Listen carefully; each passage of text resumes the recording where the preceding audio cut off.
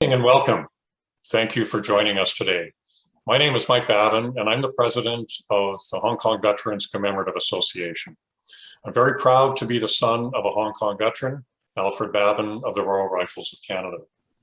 Tonight, we're very pleased to present the fifth in our series of virtual events.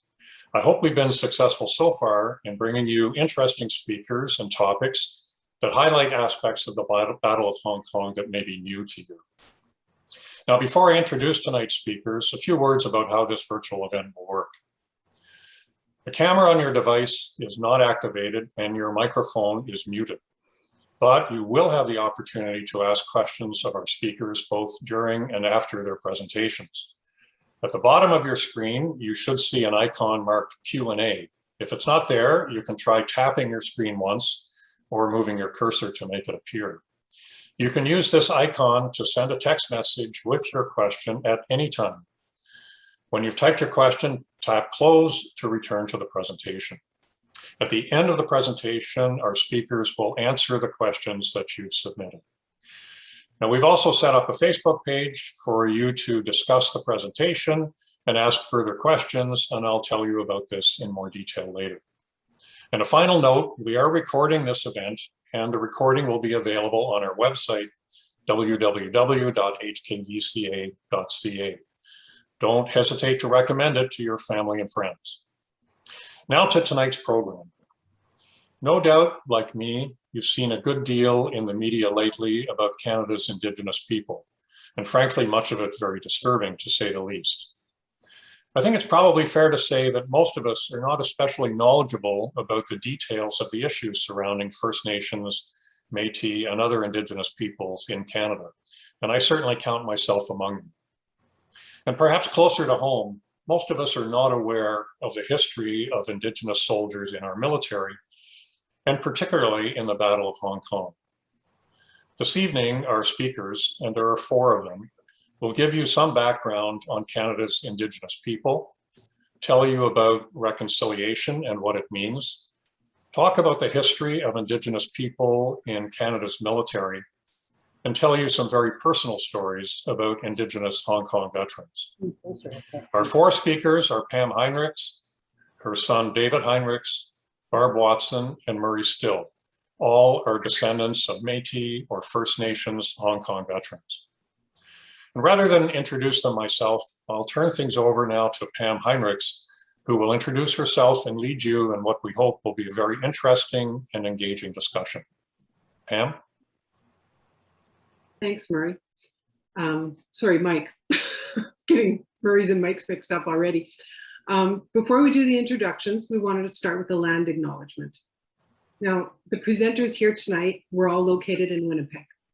We'd like to acknowledge that Winnipeg is located on Treaty 1 lands, the original territories of the Anishinaabe, Cree, Oji-Cree, Dakota, Lakota, and the Dene peoples, and the homeland of the Metis Nation. Now, a land acknowledgement reminds us that the lands on which we now live have been shared with us by its original inhabitants. We ask that you take the time, if you don't already know, to find out whose traditional territory you are on and what agreements or treaties have been made to allow you to live there. And we'll move on to our introductions now. And for that, we're going to use the traditional Indigenous way of introducing ourselves. And that's to state our name, where we are from, and who our people are. This could be your clan or your families. This tells others of your connections to the land and to your people. So we'll start with our introductions now. And we have Murray, who's going to go first. Thank you. My name is Murray Still, and I'm with my mom, Yvonne Still, and we too are treaty from Peguis First Nation. Okay, and now we're going to have my son, David. Okay, I'm going to introduce myself in Michif, which is one of the languages that Metis people speak. I've been fortunate to take some classes for a year and do some learning. So, Tanshi Kiawao, David Dishnakashon, Mahami Kayash, Rivière Rouge, Pi Saint Vitel Oschi, Egwa Dan Winnipeg na weekend. Merci. So I said, hello, my name is David. My family comes from the Red River and St. Vital, and now I live in Winnipeg. Now we'll have Barb. My name is Barb Watson. I am Métis, born and raised in Winnipeg, and I still reside here. My dad's great-great-grandparents were the grandparents of Louis Riel's wife, Marguerite. Métis ancestral names in our family are Malater, Adam, Berard, Minnie, and Payette. Thanks, Barb. My name is Pamela Heinrichs. I'm Red River Métis, born, raised, and still living in Red River. My Métis families are Grant, Fisher, Beaugrand-de-Champagne, and of course, Poitras. Thank you everyone for joining us tonight. This presentation might be a little different from other ones that you've seen. The format we're using tonight is in keeping with the Indigenous way of learning, which is through conversation and storytelling, and sometimes song, but I don't think we're going to be singing tonight. So it's not a PowerPoint presentation or fancy graphics, but something more akin to a kitchen table talk, gathering around a kitchen table, sharing food and drink, stories. This isn't exclusive to Indigenous learning, but it's certainly a traditional way of learning, and especially in the Métis culture. Gathering in an informal setting creates relaxed atmosphere conducive to the sharing of knowledge and learning. While we can't have back and forth conversation right now, we hope to create a relaxed atmosphere for some stories, and we'll have some conversation at the end. So get your tea and bannock if you can, and join us around the kitchen table. We hope you enjoy our talk. David now is going to fill us in on who are the Indigenous people of Canada. So I'll turn it over to David. Okay, so where I'm coming from is from the perspective of a Métis person, but through work I've done, through education I've had, I've been able to learn a lot about Indigenous peoples in Canada, although of course I'm not the only person to speak on this, but I will share what I do know. So when talking about Indigenous peoples in Canada, you might notice that I'm saying Indigenous peoples in Canada. Lately, people have become more conscious of something that Indigenous peoples have been saying for a long time, instead of saying Indigenous Canadians or Canada's Indigenous people, because when you say that, it kind of puts an ownership over Indigenous people, which is not always what we actually want to feel. However, we are in what we now know as Canada. And Indigenous as a word is kind of like an umbrella term. And under that umbrella, you have three recognized groups of Indigenous people who live in Canada. One being First Nations, which is kind of like another umbrella term that includes individuals who are known and recognized under the Indian Act. But there is still a lot of variation across that group of people. It's a very wide ranging term, but groups people together that have some shared commonalities regarding things like reserves, status, and other linking factors. However, within that First Nation umbrella, there are many, many, many, many different nations. The ones we mentioned here in Winnipeg, Treaty 1 territory, have Anishinaabe, Cree, Oji-Cree Dene. Those are all distinct nations that have very unique cultures between them. And then back up in that Indigenous umbrella, that bigger one, when you go down, there's the Metis Nation, which is where me and my mom come from, and Barb. And that is another distinct nation that is different from First Nations and Inuit. However, there are people that have family or ancestry and roots in both groups. That's very much a reality for a lot of people, and always has been. There's always been lots of intermarriage between different groups of people, just like with any other group of people that you might meet. And then the other group under that big umbrella is Inuit, which are the Indigenous peoples of the Arctic. But of course, people move, and Inuit people live outside of the Arctic, of course. So I always feel most equipped to talk about the Metis Nation. Depending on what questions I'm asked, I may say, you might want to find someone who is First Nations or Inuit who can answer some of those other questions. There are things that I've been able to learn, but some of the details, or of course, I can't speak to what life is like as a First Nations or Inuit person. The other point I wanted to touch on is you will hear the word Aboriginal. There's been a big shift towards Indigenous because Indigenous has a global context to it. There's Indigenous people all across the world. Aboriginal is a term that was put into the Canadian Constitution in 1982, so it holds value and weight when having those conversations about Canadian law, Constitution, the context of being in Canada. You won't hear it as much in other countries. And when someone is talking about Indigenous people, the best thing to do, if you can, is ask that person how they would like to be referred to. And also to try and get as specific as you can. So even if you know someone is Indigenous, if you actually know that they're Cree or they're Métis or they're Anishinaabe, use that term unless they have asked you to do something otherwise. And then move up from there to levels of broadness as you need to. But if you can ask the person how they would like to be talked about, that's always the best thing. And most Indigenous people would love to tell you about their families and their cultures and where they come from, and are happy to share that information. Yeah. Thanks for giving me that chance. Thank you, David. We're going to talk now a little bit about reconciliation. I think Mike touched on that in the introduction. And as he said, I'm sure that over the past few years, particularly the last 6 months or so, you've heard many references to reconciliation regarding the Indigenous peoples. Many of us are uncertain just what that means and what it looks like. To learn everything about reconciliation and truly understand it would take a lifetime, possibly more than that. Retired Senator Murray Sinclair said just the other day that he doesn't believe that reconciliation will be met even within his grandchildren's lifetimes. So it's going to take a very long time. But we all have work that we can do to help that happen. But we're certainly not experts here tonight, but and we have much to learn ourselves, but we will share with you what we do know. So please consider this a bit of an introduction to reconciliation.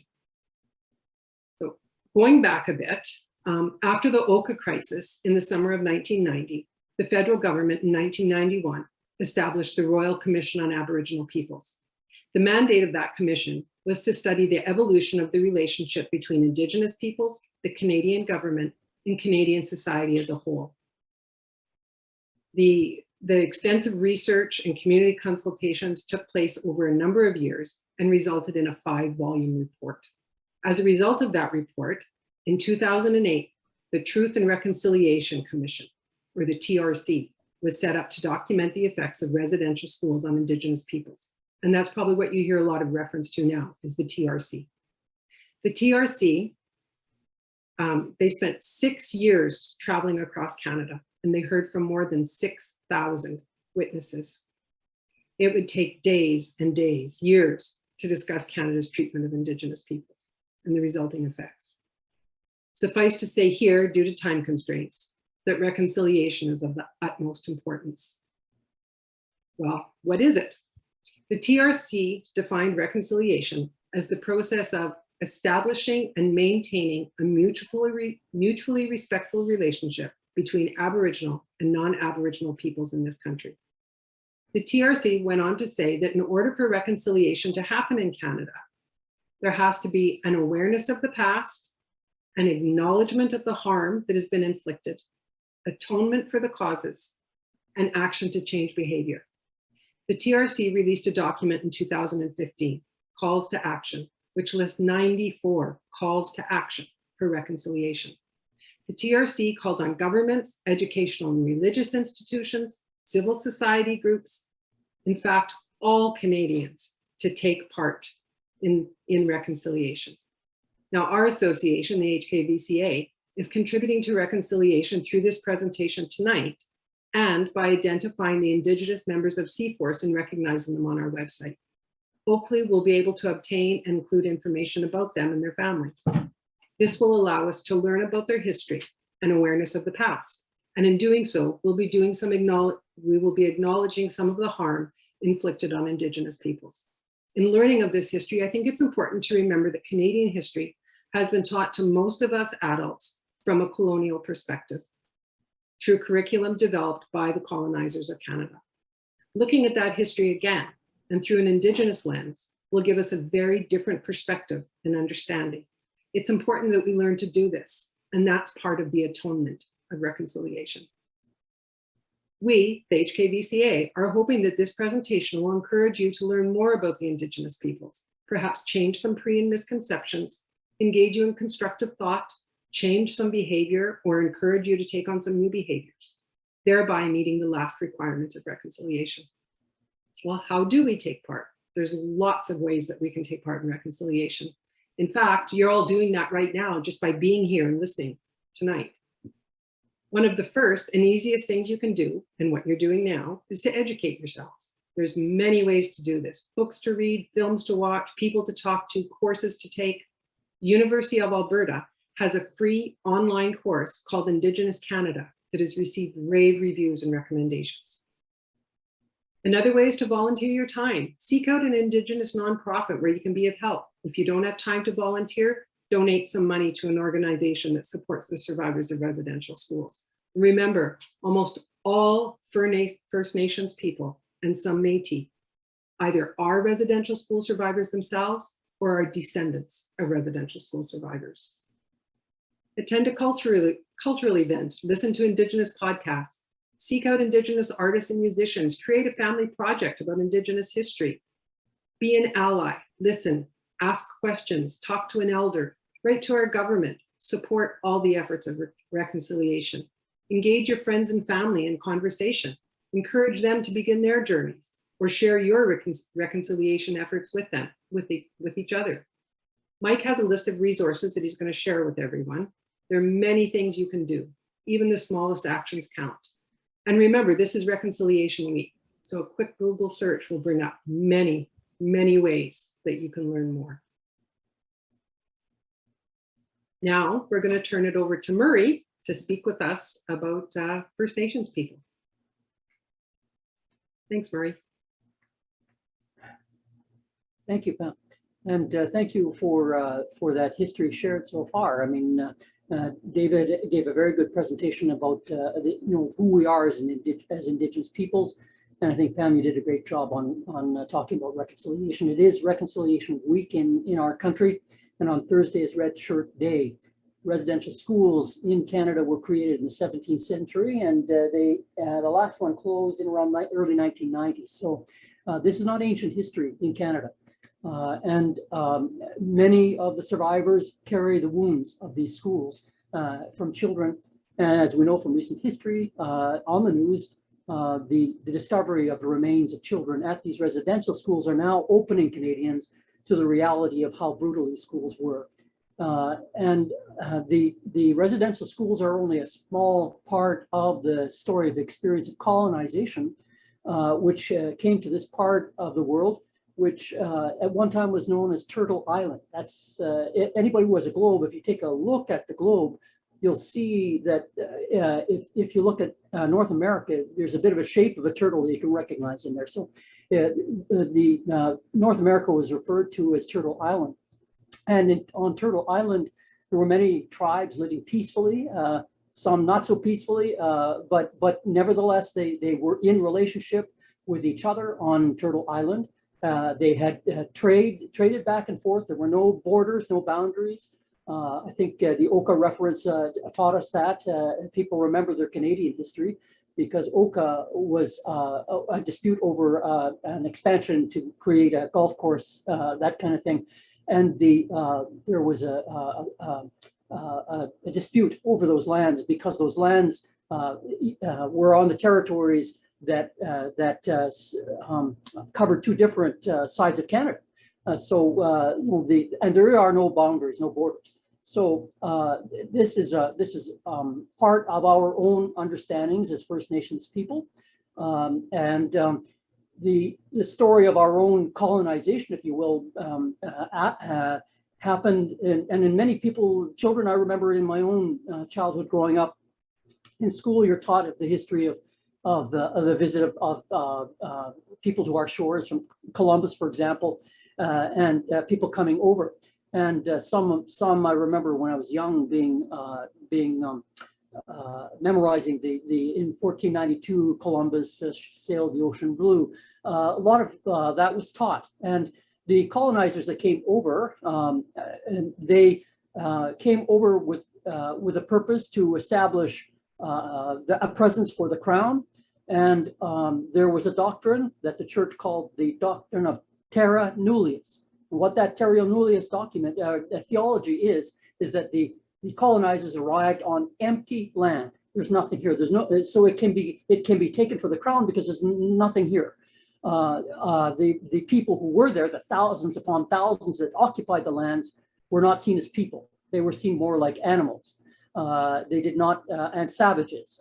So the first efforts of colonization were not good ones. In Canada, slightly more peaceful process with colonization, moving from the east toward the west, more around trade. The buffalo roamed the nation, and there was great trade, and Hudson Bay Company and Northwest Company in Canada began to do some trading with First Peoples, and the settlers began to marry the Indigenous folks from the land. And so our Red River settlement, of which the area of which I'm from, the Red River settlement, was in place, and we have, as David mentioned, the story of the Metis and Riel and all of that history that goes with it. And Peguis, where we're from, my mom and I, the Peguis people, Chief Peguis, welcomed the settlers, that is to say, Lord Selkirk, and welcomed them with a handshake. And because at that time, Chief Peguis and his people were on the lands now known as East Selkirk and north of Winnipeg. And those lands were fertile lands. Peguis's people were farmers, and they were good farmers, and they knew what to do. But when the Lord Selkirk's people came, it was they were not used to winter and survival techniques, and so Chief Peguis helped them to be able to survive on the land, if you will, and again taught them how to farm and all those kinds of things. To make a very long story short, this was before the signed treaties, one and beyond, and Chief Peguis and Lord Selkirk had an agreement, and they shook hands, and they said, we will share the lands, we will work with you, and we will help you to settle into our lands. Then came the signed treaties, starting with number 1 and beyond. I think there's about 6 or 7 bands that signed the treaties at Lower Fort Garry. And those treaties, when they signed those treaties, they recognized that so long as the sun shall shine and the river shall flow and the grass shall grow, we will be in relationship with you. The treaties are all about relationships between the Indigenous and the non-Indigenous peoples, and we will look after you, says the Crown. We will make sure that you are taken care of. And there was in recognition of that, they were given certain that plow and a few other things that would come to them every year. Each year on treaty days, myself and my mom and others who are treaty will go and we will visit an RCMP officer in his surge or her surge, and will receive a crisp $5 bill. That $5 bill is a tangible reminder of the Crown's relationship with Indigenous peoples. It's never been broken. Well, it has been broken by the Crown in many ways, but I mean, the treaties still exist. And the relationship between Indigenous and non-Indigenous was to be one of sharing, one of partnership, one of working together. In the Indigenous community, we have a saying that says, all my relations. What that means is that we recognize that there are different nations around the world, red, yellow, white, and black. And all of those colors, all those nations were created by our Creator for a purpose. And each of those nations has a purpose and a gift. And we see all those folks as relatives to us. And that's the way in which Peguis saw it. That's the way in which the earliest first peoples on this land, when the colonizers first came over, when the settlers first arrived, that was how they saw it. Welcomed as guests. And unfortunately, that relationship soured when the residential schools were created in the 17th century and the Indian Act came into place. The Indian Act still governs my life. If I have a will, and I do, that will can be automatically turned over and rewritten by the Crown without my permission. That's just one small way in which the Indian Act still has impact upon my life today, and my mom's and anybody who is treaty today. The Indian Act has had several revisions over the years, but it still governs the life of Indigenous peoples. And so Indigenous peoples who were to serve in the Great Wars, those Indigenous folk were under the Indian Act. And some of those folks gave up their right to treaty when they went to war. So that was called enfranchisement. And they lost their right, lost their status as treaty people. After the wars, when they returned back, many of those people were not able to stay on the reservations because they had given up their treaty status. And so they lost this ability to be in relationship with their families. So but the ones who did go to war, like my grandfather, whom you'll hear about in a bit, they went over with being under the Indian Act, and that Indian Act is important to understand because it still governs the lives of Indigenous peoples today. That's a very long there's much more to know, and I encourage people to do the education as Pamela has said. There's lots to learn, and the way to reconciliation has been given to you. We still believe that we are in treaty partnership together, that we are all related as red, white, yellow, and black nations, and that our Creator wants us to love one another. And we can best do that by being in relationship with each other and by helping each other to be as best people as we can, to correct injustices, to learn, and to do what they can to make sure that equality of all of the nations is there.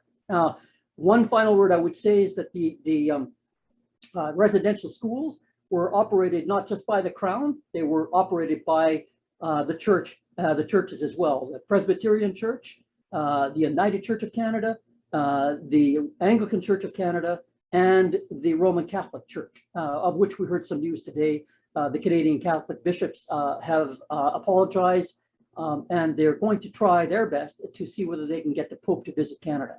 So there is hope on the horizon. We, as First Peoples, must work towards that hope and work together in reconciliation and partnership. So more, I suppose, later, Pamela, but whenever our stories are shared, I have more there. Sure. Thanks very much, Murray. That was, I learned listening to that. Thank you. People might wonder about when we talk about who are the Indigenous members of C-Force. And that's a project that we're working on right now.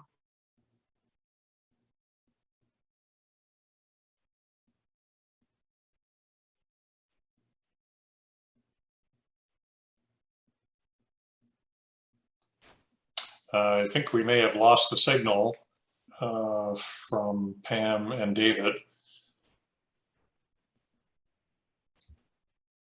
Not sure if they can hear us now. So why don't we, until they recover, Murray, why don't we go back to you and have you talk about your story of C-Force.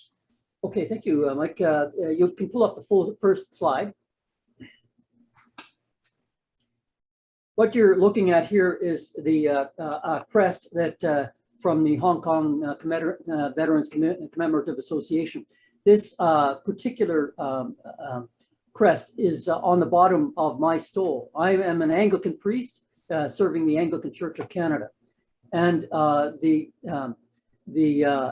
when I first came to understandings of my own story, it was after a 25-year history.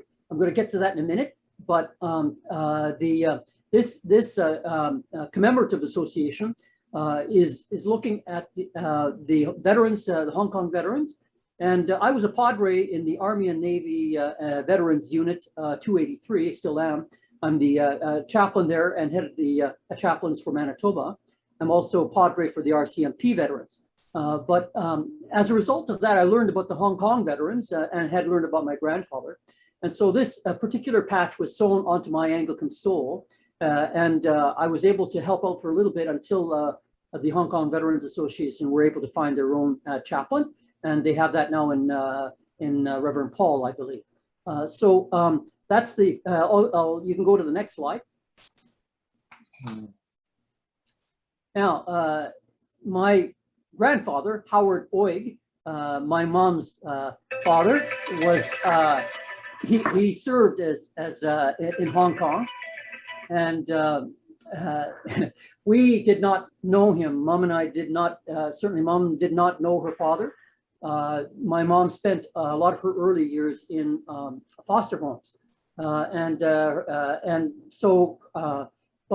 did not know her father. But Howard was living in Winnipeg, and I think you'll have the next slide will show a picture of Howard, and he was living in Winnipeg, and he was part of the Sea Force. Now, I think Pamela was going to be sharing with you some of what Sea Force was about. So the context you'll get growing a little bit later, perhaps, as we pick up on that. But my grandfather was part of Sea Force, and I think the folks who went over to Hong Kong were from A, B, and C Force.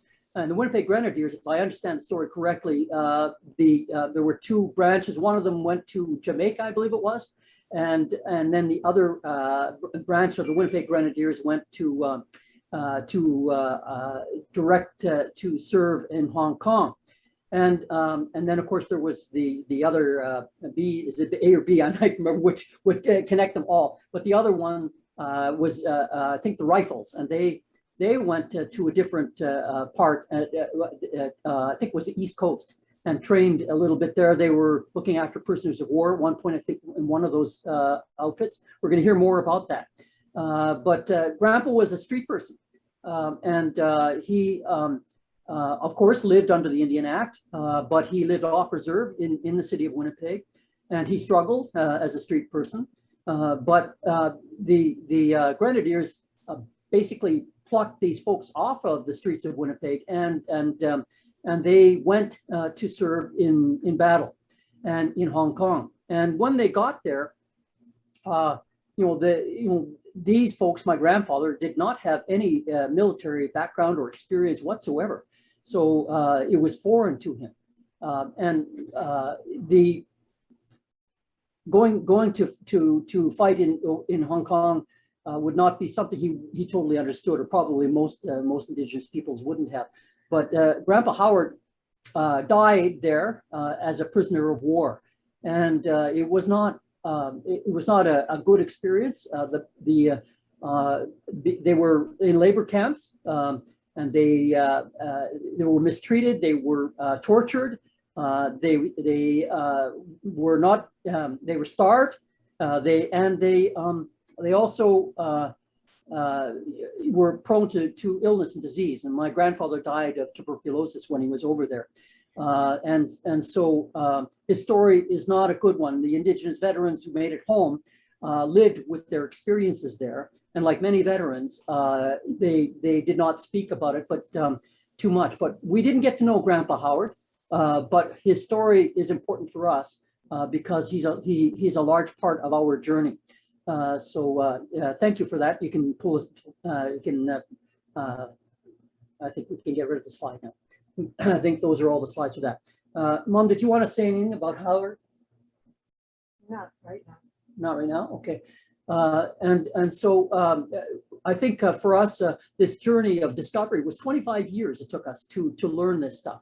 As a young ordinand student learning theology, I was in Saskatoon, and my principal of the college, he put a form in front of me and said, "Sign this." So I signed it. And as a result of that, my tuition for the College of Emmanuel and St. Chad that year in Saskatoon was paid for. I thought, well, this is pretty neat. A bursary of some kind to pay for my education. And so come summertime, I went to a place where there was, no, not three, there were six Anglican churches in Saskatchewan where I served as a summer student. And during the summer there, I was once again mailed this form to sign. And I looked at it this time a little more carefully because I had the time. And it was it was a grant for students of Indigenous heritage, and the Andrew Hennique Fund. And Andrew Hennique was an Indigenous priest in Saskatchewan, and this application was for funding. So I thought, oh my goodness, I grew up in Fort Garry. I didn't know anything about Indigenous heritage, so I contacted my mother and I asked her. I said, "Hey, Mom, do we have any Indigenous heritage in our family?" And she says, there was a long silence on the phone first, and then she says, "No." And then but she says, "I think your grandma Winnie might have had some." So that was as close as I could get to a yes. So I signed the form and didn't think too much about it. I did get paid for, my tuition got paid for that year as well. And then I got my first parish posting. That first posting was in the community of Grand Rapids in the Diocese of Brandon. And it's a community of Metis and First Peoples, the Mississippiwistic First Nation. And it was while I was serving as the incumbent there in those communities that I got a phone call, someone looking for Winnie Shan. Winnie Shan, I said, that's my mother, but she hasn't been called Shan for years. And she says, "Oh, well, as it turns out, it was a phone call from my uncle." And he had all the history of my mom's family, and that was her maiden name. And so he asked if he could send this package to me up in Grand Rapids. So we did, and that began a journey of about 25 years of uncovering a lot of family names and history and stories. And a very long story short, we traced our heritage from three communities: the Northern Saskatchewan Reserve, Fisher River, Peguis, because that was the migratory route where our families went. And we were asked by Indian Affairs to choose one of those communities. So Peguis is the largest reserve in Manitoba. We chose that one, and we're quite happy with our membership there. That journey began a lot of discovery for my mom and I as we started to find family members. Every Christmas, I remember growing up, we'd get a Christmas gift from Grandma Winnie.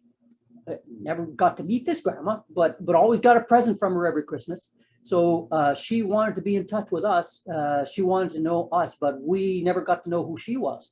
So when this whole process of discovery came for me, we went looking for her, and I did find my Grandma Winnie. Unfortunately, she was ill and had a stroke and could not, or she was on a hospital bed. Anyway, she couldn't speak to us.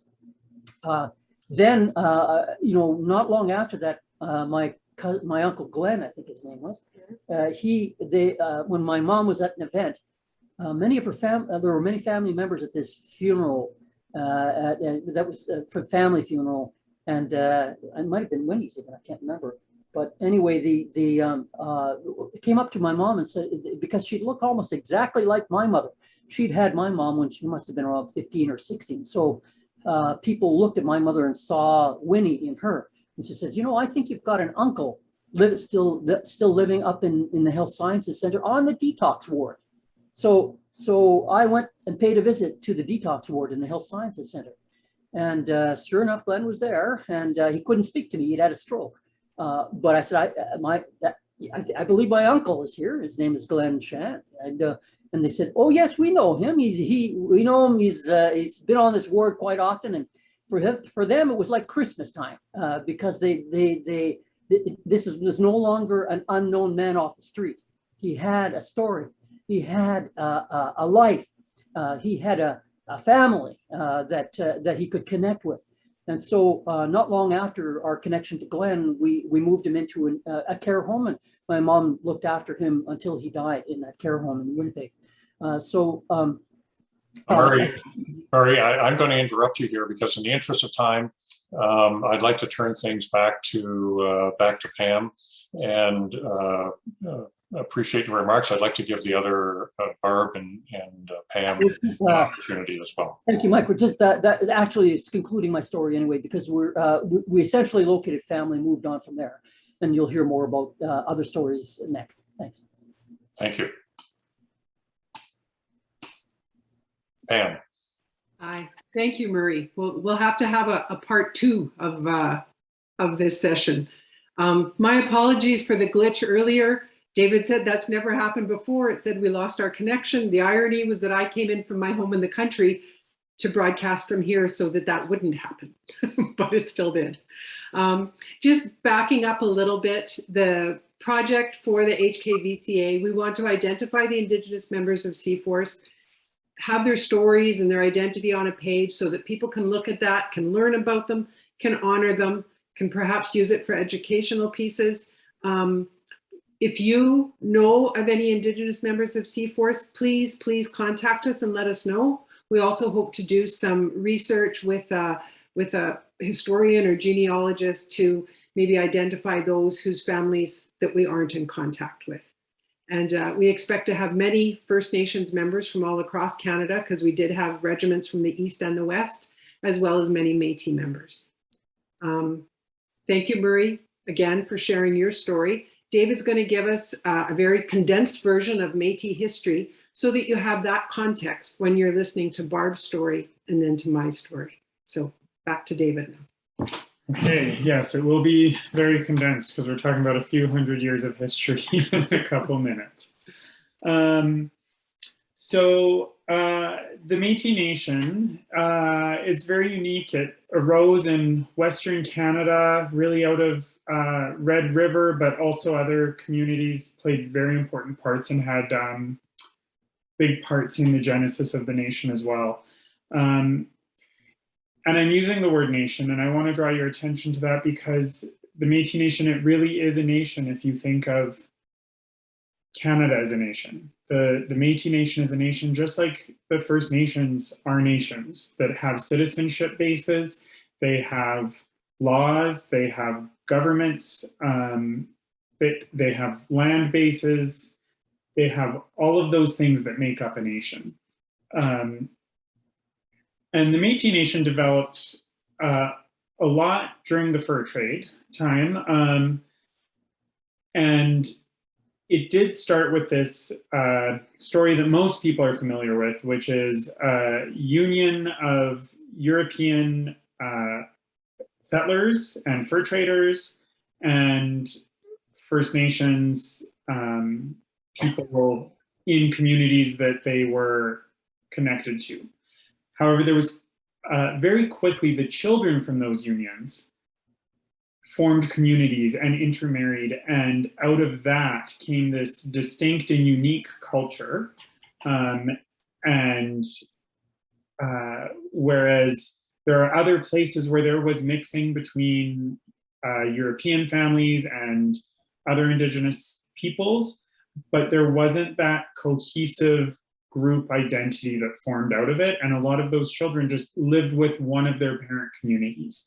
Whereas the Metis Nation created a whole new community that had strong ties to both of their origin communities. And that's part of what makes the Metis Nation Indigenous, is that we were recognized by other Indigenous nations as being Indigenous and having rights in our land base. Even at times when we were fighting with other nations, there was still a recognition there of Indigenous identity and an origin in this land before it was controlled by Canada. Because when the Metis Nation originated in Western Canada, it was not yet part of the country of Canada. It was still in Rupert's Land or the Northwest Territories. Now, the Metis Nation, one of the kind of turning points of it was the Battle of Seven Oaks, which happened in 1816 in what is now Winnipeg, in the neighborhood of Seven Oaks, in the kind of northern part of the city. And it was a battle in which Cuthbert Grant, who was a Métis leader, often called the father of the Métis or many other names, led a group of other Métis people to take pemmican. They were going from one location to another, and the governor around here had tried to say that no one else could trade pemmican, and the Métis people said, "What? We've been doing this forever." So Cuthbert Grant said, "Let's go get some pemmican and move it." And along the way, a whole bunch of people from the HBC fort came out to stop them. And there was a very short battle in which the Métis had one person die, and many of the other side were quickly shot in a battle in which there's debate as to who shot first, but the Métis were on their horses and quickly dropped to the ground in what were practiced military moves from previous battles. They quickly fell off their horses, dropped to the ground in a cloud of dust, and the HBC side went, "Holy cow, we did that so quick." And then out of the dust, the Métis people rose up and quickly fired. And out of that was a kind of first assertion of Métis nationhood, in which the Métis Nation said, "We have been doing this, we are a people, we have a government, and we have a land base." And that goes as far back as 1816. And at that battle, the Métis flag, which is a flag with an infinity symbol on it, was flown, and it is the oldest flag originating in what is now Canada. Now, I also want to quickly share something because it was mentioned that the Métis people are called the flower beadwork people, and that comes from the beadwork that we did, and I'm going to share some Métis beadwork here. This is an octopus bag, a special bag that was used for carrying fire starting supplies. And our beadwork, and this is a tobacco pouch that was used to carry tobacco. Hold them up. And Métis beadwork is very floral in style. It shares a lot of similarities with other beadwork from Cree people, Anishinaabe people, Dene, and many others. But there are uniquenesses to it that if we had a lot more time, I could go into. But that is where one of our names comes from. We were called flower beadwork people because all of our clothing, especially on the men, was just covered in this beadwork, and people would remark about them looking like peacocks strutting around the prairies. And then, and this just shows how proud we were as a people. We were very proud of who we were and to show off our identity. But then following a series of events, which was the Red River Resistance here in Winnipeg in 1869, which resulted in the Confederation of Manitoba, where Louis Riel and the Metis Nation led Manitoba into Confederation, which was followed the year after by the signing of Treaty 1, where we thought that we were going to have a province in which Métis people could prosper, and Louis Riel advocated for all Indigenous people to be included, and pushed the government of Canada and said, "I cannot speak for First Nations people, you must negotiate with them as well." But after that, and also after the Northwest Resistance in 1885 in Saskatchewan, there was a period known as the Dark Times, in which we didn't get that province we thought we were going to have, and the Canadian military and government quickly came in and dispossessed the Métis of their lands, burned down houses, took land away by force, lied and signed deeds to the land to take it. And so Métis people quickly went from being a prosperous, proud people to not having land, leaving Red River to search for a place elsewhere to live, where they thought that they could be farther away. Or some people going, those who could, usually those who were lighter skinned, denying their identity to pass, to try and fit in with the mainstream Canadian society, but often having things at home. I've heard lots of Métis elders talk about having bannock at home, but when non-Indigenous company came over, the bannock was hidden. And they didn't have the bannock out when non-Indigenous company came over. So that was a period known as the dark times. We're now out of those dark times, or beginning to get out of those dark times, as there's a lot more pride in being Métis and being Indigenous in general, and being able to be excited about that and share that and pass that on to children and learn more about that. Thank you, David. That will give everybody a little bit of context when listening to Barb's story and then my story. So I'll quickly turn it over to Barb now. Okay, I'm going to be talking about my dad, Leonard Watson, Hong Kong veteran. And Dad was born in 1918 in Carmen to Marie Rosina Payette, and she was a single parent. My dad didn't know his biological father, but later he did change his name to Watson. Now, Grandma and Dad, they lived in Carmen for a while, and then when Dad was still very young, they moved to Lac du Bonnet, where Grandma took a job as a housekeeper on a farm for Richard Sellers. Richard and Grandma would later have 5 sons together. Dad was always very close to his mother and brothers, but he didn't get along with his stepdad. And so at times he would go and live with his maternal grandmother in Carmen. And that's where he attended school. And apparently he got his grade 5 education there. So early days now in Winnipeg, he worked in a soup kitchen for 10 cents an hour on Princess Street as a dishwasher. And he was also going to Daniel Mac at the time for mathematics. I guess we could hold up that picture of his brothers, Mike, my dad there. And then there's another one of his, the next one is that one is his brothers that he was really close to. Okay, that's good.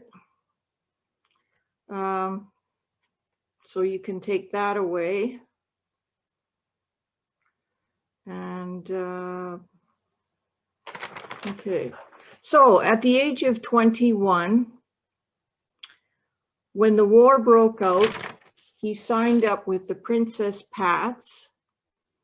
But once he learned his younger brother Raymond had signed up with the Winnipeg Grenadiers at the age of 16, he then switched so that they could be together.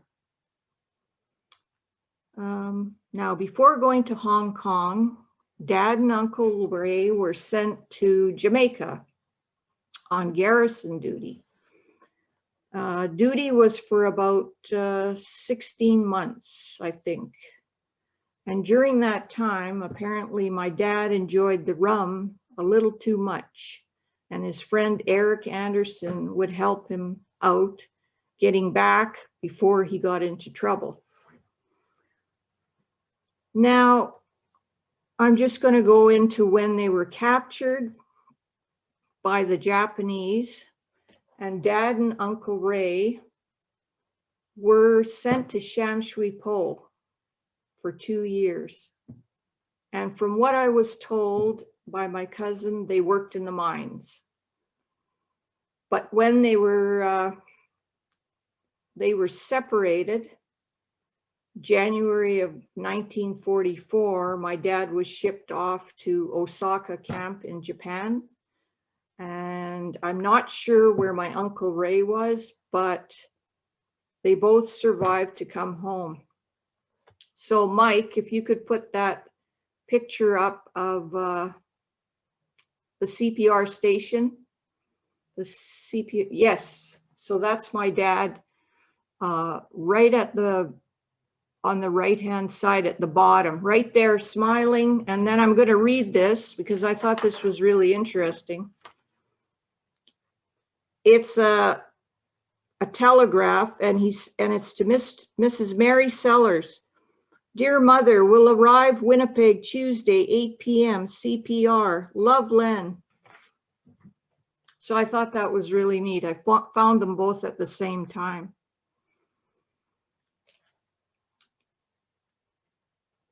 Okay, so that can be taken away.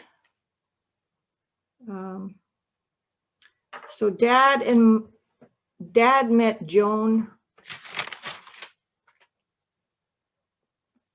survived and they came home. Dad met Joan Nairn, my mom, shortly after he returned home at the Normandy Club dance hall on Sherbrooke. I don't think she knew about him being a prisoner of war until later. And they married November the 19th, 1946 in Mom's hometown of Bertel, Manitoba. My parents had 4 children, Lynn, Janice, myself, and Murray. Maybe we could see that little picture of us all together, that slide. Yeah, that one, that's the one I like.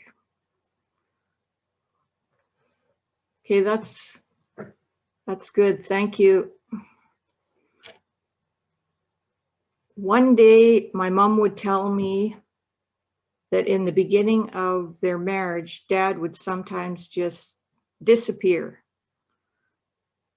And he'd be gone for days. Eventually, she said he stopped doing that, but I guess it was difficult to adapt to a normal life again after the trauma of prison camp.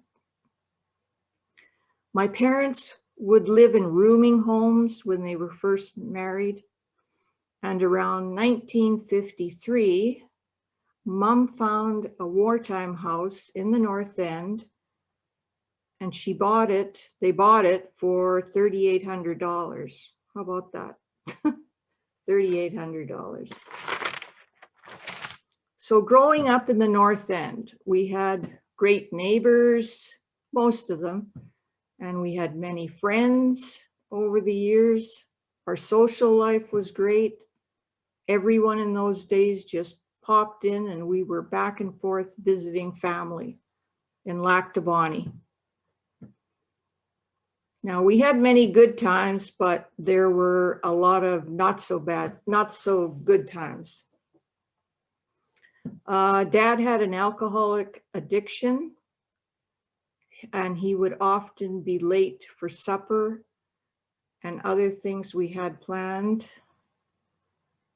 And there would be arguments my parents would have over his drinking. When he wasn't drinking, things would be better. And my dad was a carpenter, and sometimes he would work up north. So he would be gone for weeks, and that would give us all a break. And he liked the carpentry because it gave him more freedom, and he was not at the same job all the time. So that's what he liked. Now, my dad talked very little about prison camp, but I do remember some of his stories. One time in particular, he said that he thought he was going to die and felt that to survive, he had to lay out in the sun. And so that's what he did. So when we were kids, he would come home and sometimes he'd say to my mom, "Have those kids been out in the sun today?" And I guess he was thinking, well, you know, it did something for me, so it's good for the kids. And he spoke about not being able to eat rats because they were boiled in barrels that they had used for gasoline or oil. So no, he couldn't eat the rats. And then grasshoppers he tried, but that didn't work either. He couldn't eat them. And then he would tell a story about talking to a fellow at night, and they'd be discussing all the food that they were going to eat when they got home. But by morning, that same guy would be dead. So this is another story, and this is the one of the tapeworms, and this was awful because he would sit at the kitchen and he'd demonstrate to us there at the table how he would be pulling the worms out of his mouth, and we would be like, oh my God, you know, we were kids. This is horrible. Did that really happen? Oh, yeah, that happened, he said. So, but he made light of it, you know, it was for us. And he also witnessed the Hiroshima mushroom cloud.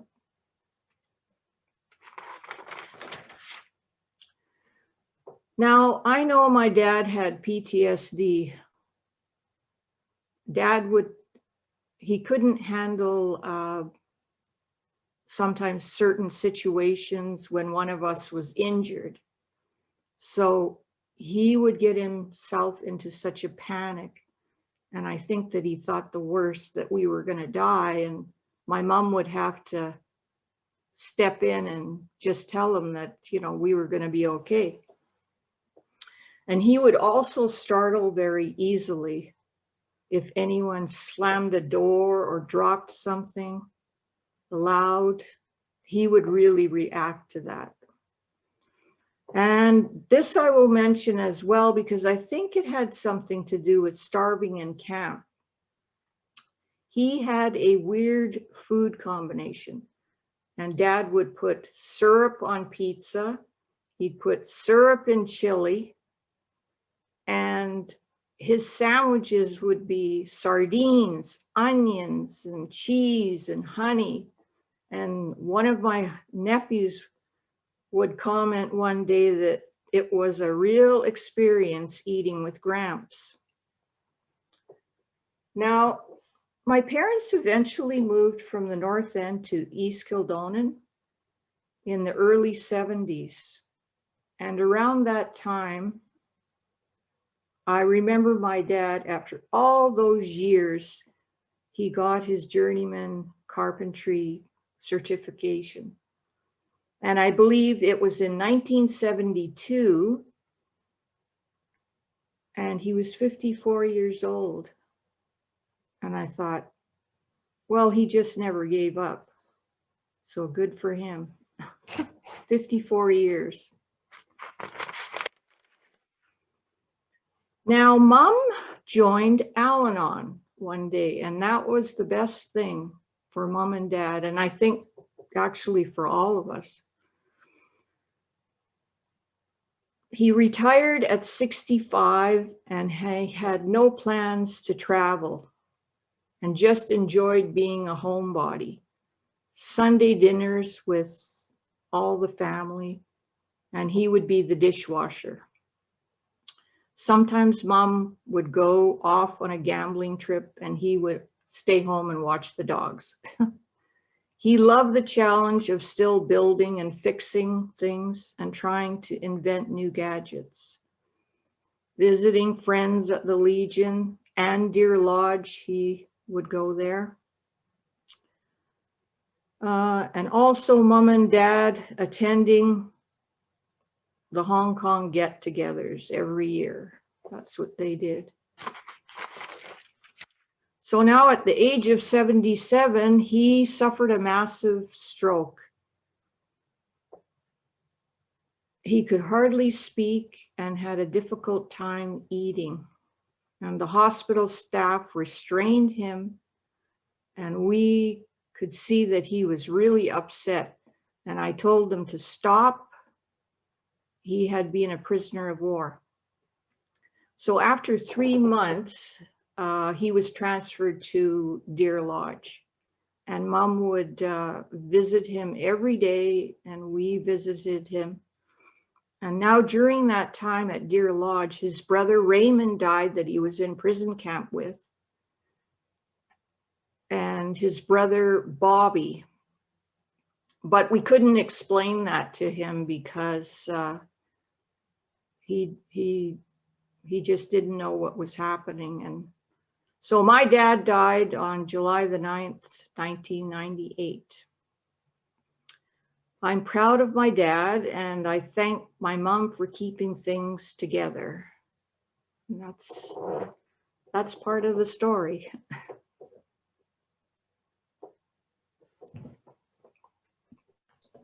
Thank you, Barb.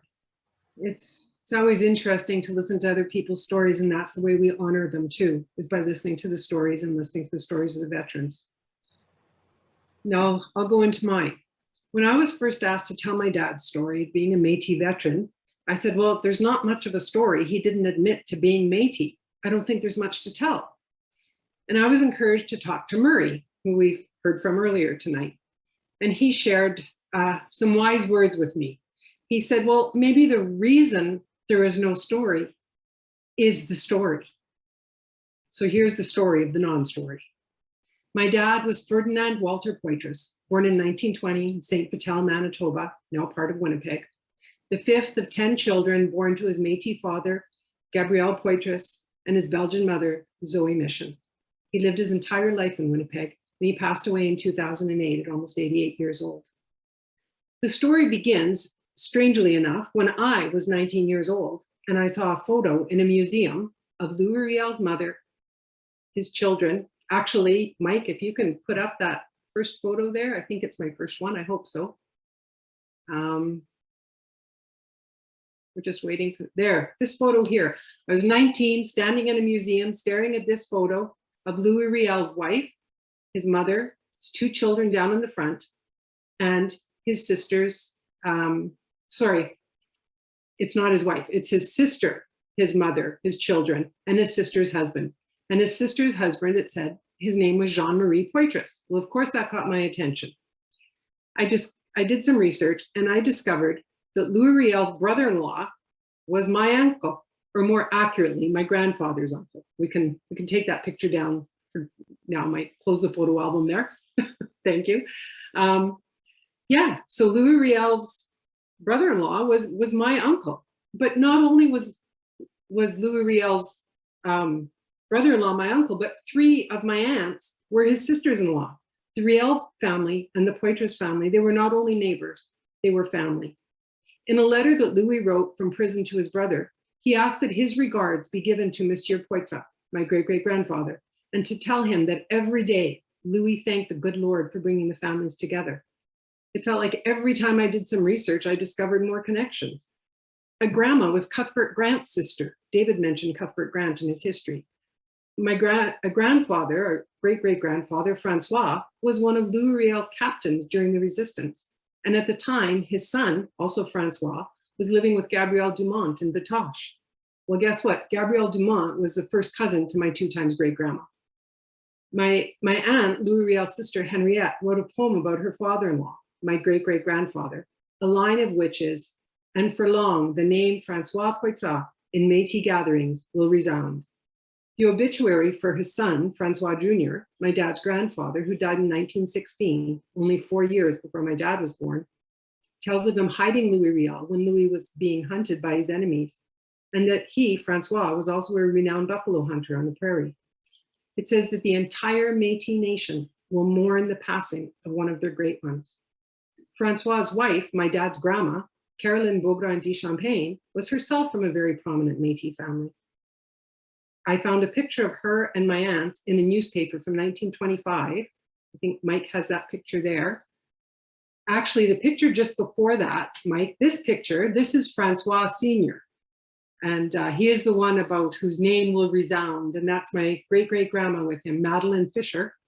The next picture, this is the mothers of the Métis. And the lady second from the right is my great-grandma. And the two ladies to the left of her are my grandfather's sisters. And the lady on the far left is a cousin. So it's almost like a family photo. And it says that they danced the jig with Louis Riel and their husbands and brothers fought with him. Now, I mention all of this to point out how, excuse me, the picture can be taken down now. Sorry. I mention all of this to point out how firmly entrenched my dad and his family were in the Métis community by location, politics, and culture. But sadly, I learned none of this from my dad. He wouldn't talk about being Métis. By the time my dad was growing up, the Métis had an undeserved reputation of being dirty, lazy drunks, and Louis Riel was a traitor.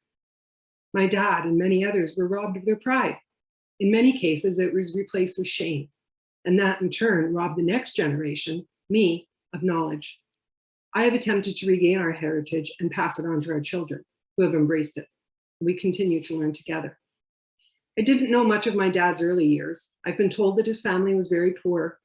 My grandfather worked a variety of jobs, often at lumber camps in the bush. My dad's mother died in 1934 when my dad was 14 years old. He too left school in grade 5, like Barb's dad. When he was 12 years old, to work with his father on a feedlot and at other odd jobs.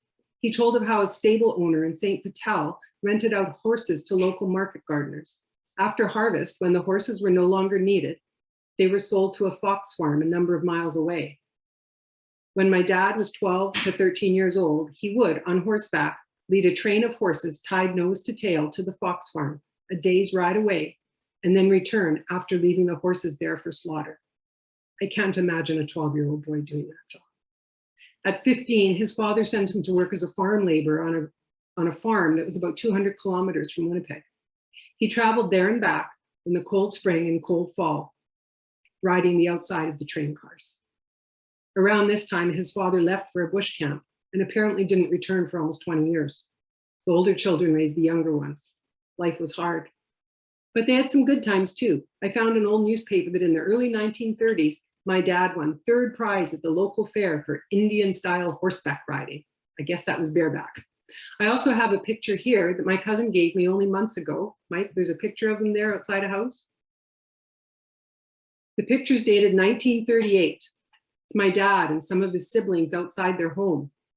They look pretty happy. That's my dad standing on the left in the white shirt with his arm around his older sister. They look a little bit like bad boys in the photo, but apparently the Poitras boys did have a bit of a reputation in St. Patel. 1939, the war was declared. My dad had just turned 19.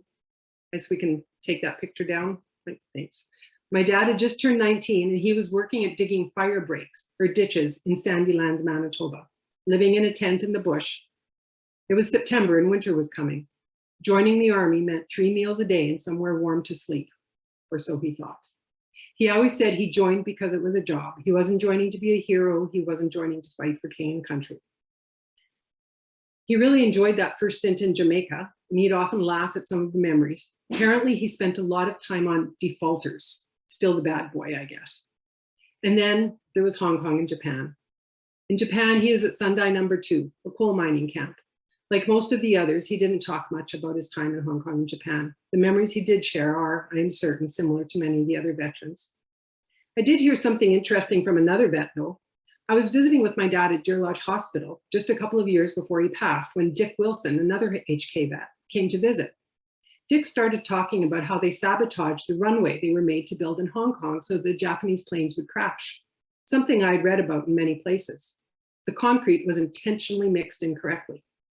Dick looked across the table at my dad, chuckled and said, "That was you, wasn't it, Fred? You were in on that." I'm sure my jaw dropped. I looked at my dad in amazement. He had never, ever spoken of it. But it did suddenly explain all the concrete work around our house and cabin. But I don't know exactly what he did in the first years after the war. My parents married in 1949 and they were able to move into veterans housing.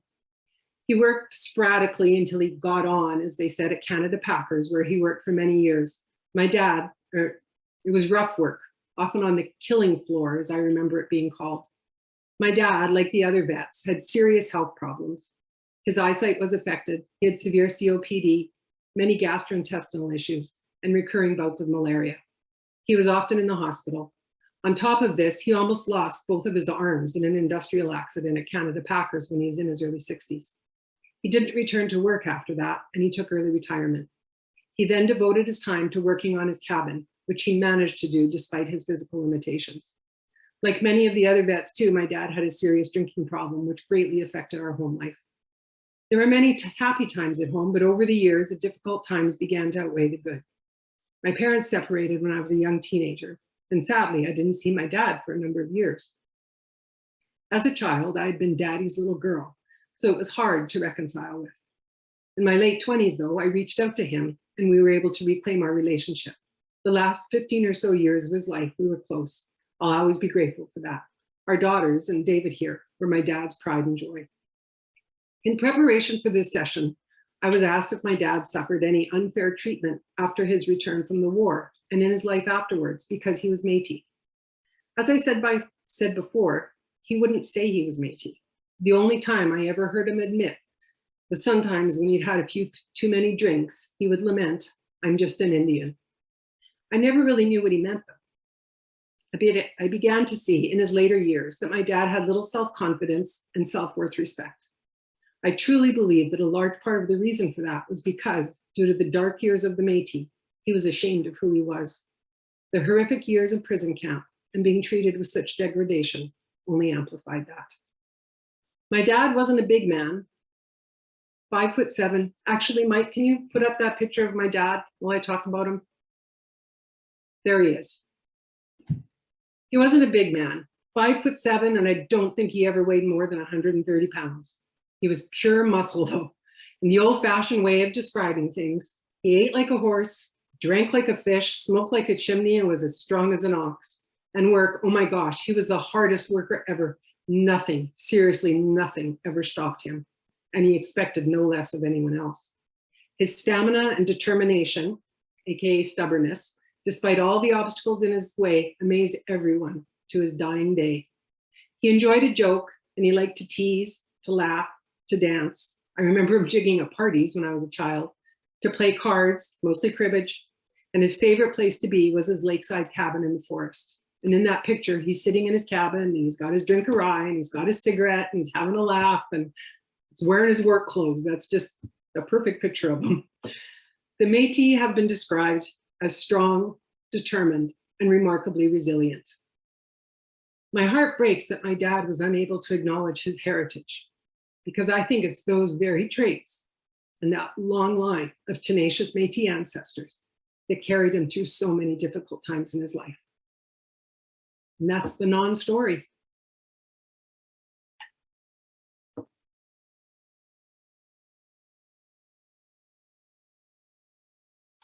Pam, thank you very much for that. And also Barb and Murray for sharing your stories with everybody this evening. And there was a lot to learn this evening, and perhaps people have questions. So if you do have a question you'd like to ask, please tap on the Q&A symbol at the bottom of your screen or somewhere on your screen and type in your question. There are a couple here already. David wants to know how many came from residential schools before they enlisted. Do we have any way of knowing that? Would you like me to answer that one? Yes, sure, Pam, if you can. Right now, we don't know. That's one of the statistics that we're hoping to find out when we do this research and the project that we spoke about. As I said earlier, any First Nations veteran, I would suspect was likely in a residential school. I'm hoping to find out, I'm going to say in the next few months, maybe. I know it's going to be a long process, how many First Nations veterans we have and how many Métis we have. But I'm sorry, I can't give you a number on that right now.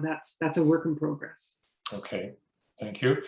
Joanne has a question for Murray.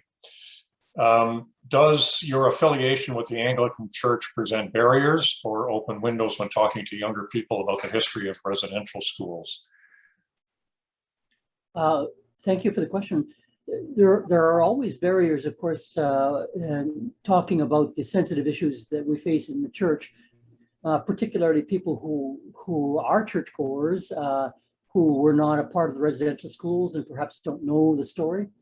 The challenge for our young is to be able to help them to know what this story is, so that they can, as Pamela has said earlier, become partners or allies with us in terms of sharing this in the very act of reconciliation. So the only question not asked is one that's, the only question that's not sort of appropriate is the one not asked.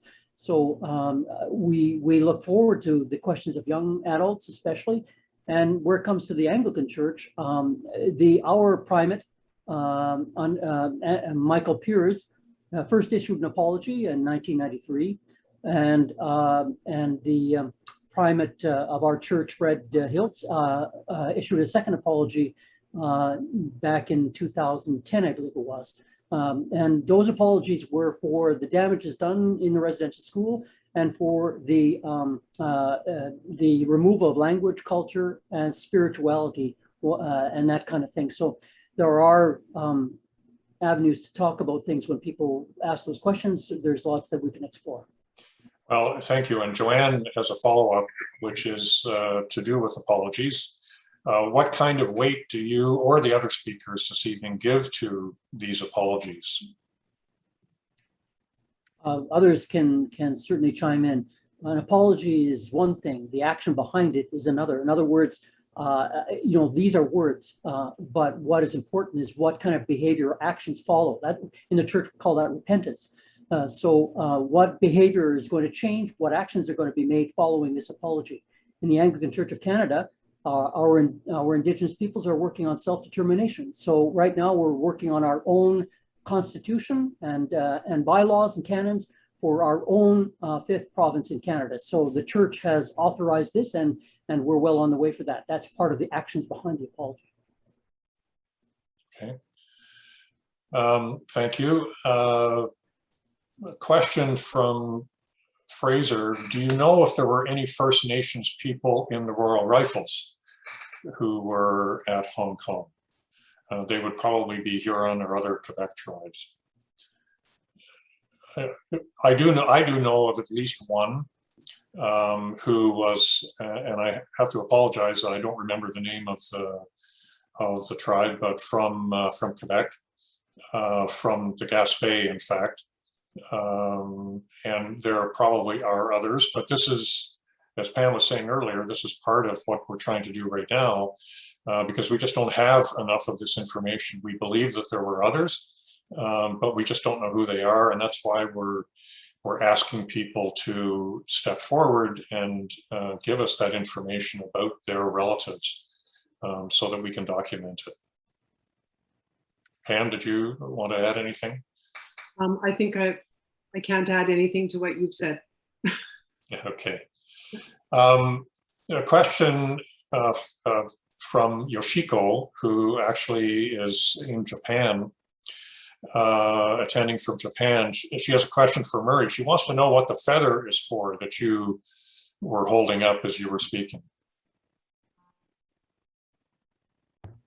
The feather is a symbol of Indigenous belief systems. The feather comes from an eagle, and the eagle has great significance to Indigenous peoples as spiritual significance, as the eagle soars and sees all of the creation and represents for us God's covenant love for all of God's creation. Okay, thank you. I'm just looking. I think those are all the questions that we've had. I can tell you that several people have written to say thank you very much for a very interesting presentation and for sharing your memories and for talking about the Indigenous peoples of Canada. So, and I should add my thanks to that. Let me also say to everybody that within 24 hours, you're going to receive a follow-up email from us. And there are several things in that email. First of all, there's a short survey that'll take you just a minute to answer the few questions in it. So please click on that and answer the questions. Because we'd like to have your feedback on tonight's session. We'd like to understand how we can do better the next time we run one of these sessions so that we can present the best possible events for you. There are also instructions on how to join our Facebook group. We have set up a Facebook group where you can ask questions, further questions of our presenters, and you may have stories that you want to share with other members of the HKVCA. So please feel free to ask questions there. And finally, the email has a link to a set of resources, and Pam mentioned this earlier, where you can learn more about the Indigenous peoples of Canada and about their participation in Canada's military. So with that, I want to thank everybody for attending this evening, and I want to thank our speakers for taking the time to prepare and to present their material. So thank you very much to everyone, and have a good evening.